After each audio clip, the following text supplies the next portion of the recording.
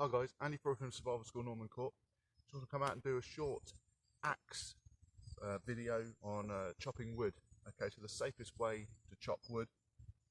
Okay, I've got my small forest axe, my Holtefors small forest axe, which I'll do a video on in the future.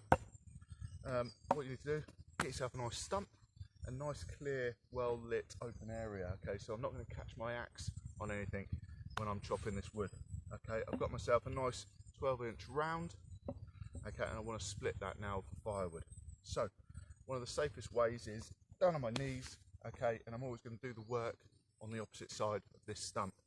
Okay, so what I'm going to do is I'm going to place my axe in both hands and place the work, so the wood, against my axe handle and the very tip, bottom tip of my axe. Okay, and all I'm going to do is I'm going to bring that up, I'm going to come down on the back end of this stump. The reason I'm going to do it on the back end of this stump, I don't want to do it this side. If it all goes wrong, the axe could come into my legs. Okay, but if it all goes wrong, the axe is going to go down into the stump. Okay, so I'm going to take the work, okay, the round that I want to split. I'm going to grasp it in between my fingers and the work as well. I'm going to hold it up in the air and then bring it down onto the stump. Okay, there we go. Okay, and that is one half split into half. Okay, and again, if I want to then split again, I'm going to place it exactly the same position, so holding onto the back of the axe and the work, coming down onto the back of the stump. There we go, split. This one's a bit harder, there's a lot of knots in this wood.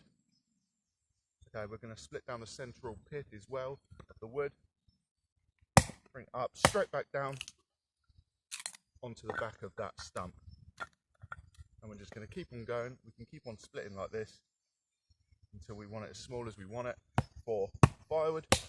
But this is the safest way of splitting wood with an axe. Or what we could do, we could stand it up on the back of our stump here. If it's a bit wobbly, what we can use is something called a sissy stick or a safety stick. Now we can hold that there so our fingers aren't anywhere near that axe. I'm going to come down onto the wood like so,